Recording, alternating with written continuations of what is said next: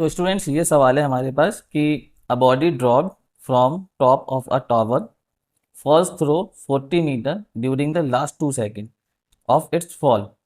The height of tower is g की value हमें यहाँ पर दी है 10 मीटर पर सेकेंड स्क्वायर।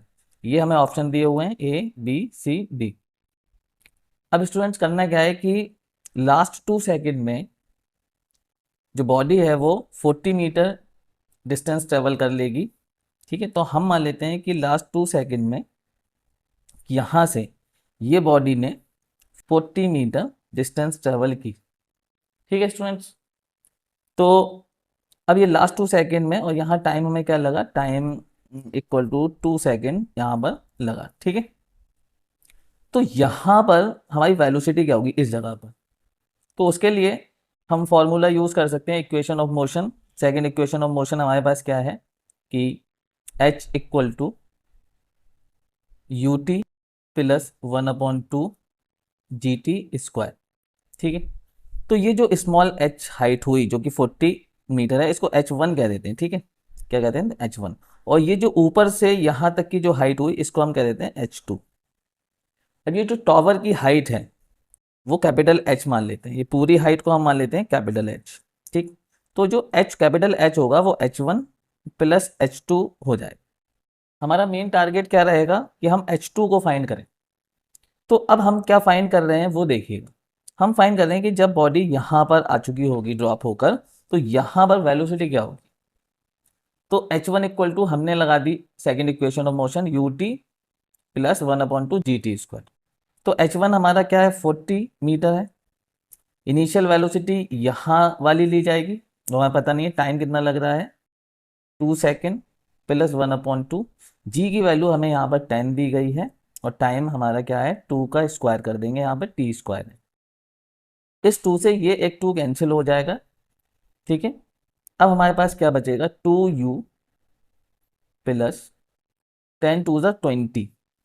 इस 20 को हम लेफ्ट हैंड साइड लाएंगे तो 40 माइनस 20 इक्वल टू 2u। यहाँ बचेगा हमारे पास लेफ्ट हैंड साइड में 20 इक्वल टू 2u। अब यहाँ पर u इक्वल टू हो जाएगा 20 और इस 2 को ले आएंगे लेफ्ट हैंड साइड, डिवाइड करेगा इधर आके, ये आ गया हमारे पास 10। तो u की वैल्यू आ गई हमारे पास 10 मीटर पर सेकेंड। तो स्टूडेंट्स यहाँ पर जो वेलोसिटी होगी जब बॉडी ऊपर से गिरेगी तो यहाँ तक जो वेलोसिटी होगी उसकी वो क्या होगी, 10 मीटर पर सेकेंड। ठीक है, इतना क्लियर हो गया। अब स्टूडेंट्स हमें क्या निकालना है, अब हमें बात करनी है h2 की। यहाँ से जब बॉडी ड्रॉप होगी तो यहाँ इनिशियल वेलोसिटी कितनी होगी, 0। और यहाँ से यहाँ तक आते आते जो फाइनल वेलोसिटी बनी वो कितनी बनी, 10 मीटर पर सेकेंड। अब हम h2 की बात कर लेते हैं। h2 इक्वल टू क्या हो जाएगा, सेम इक्वेशन ऑफ मोशन हम फिर यूज करेंगे u t plus 1/2 g t square. ठीक है स्टूडेंट्स, अब यहां पर students h2 equal to initial velocity क्या है, 0 है, इनटू टाइम प्लस 1/2। ठीक है, जी की वैल्यू यहाँ पर 10 हो जाएगी और टाइम टी का स्क्वायर रहेगा, क्योंकि यहाँ से यहाँ तक का टाइम हमें अभी नहीं पता है। ठीक है, तो एक काम करते हैं, यहाँ पर अगर हम टाइम के चक्कर में ना पड़े तो यहाँ से हम h2 निकालने के लिए थर्ड इक्वेशन ऑफ मोशन का यूज़ कर सकते हैं। ये सेकंड इक्वेशन ऑफ मोशन का यूज़ ना करके हम क्या करें, h2 निकालने के लिए क्या काम करें कि हम थर्ड इक्वेशन ऑफ मोशन का यूज़ कर लें। और थर्ड इक्वेशन ऑफ मोशन क्या हो जाएगी हमारे पास, 2h2g equal to v square minus u square. ठीक है, आप सबको पता होगा थर्ड इक्वेशन ऑफ मोशन।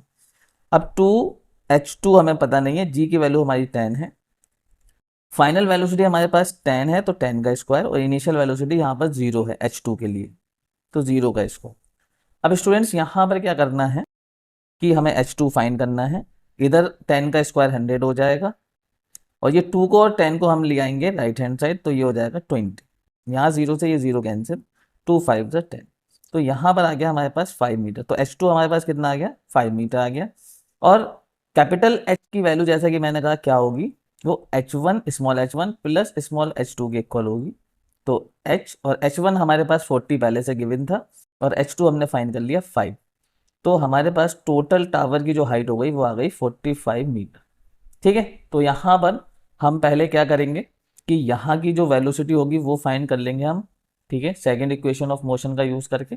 फिर थर्ड इक्वेशन ऑफ मोशन का यूज करके हम h2 फाइंड करेंगे, और फाइनली हमें कैपिटल H यानी मतलब टावर की पूरी कंप्लीट हाइट मिल जाएगी 45। तो क्वेश्चन ये था, तो इसका सही आंसर क्या है, ये 45 बिल्कुल सही आंसर है, बी वाला।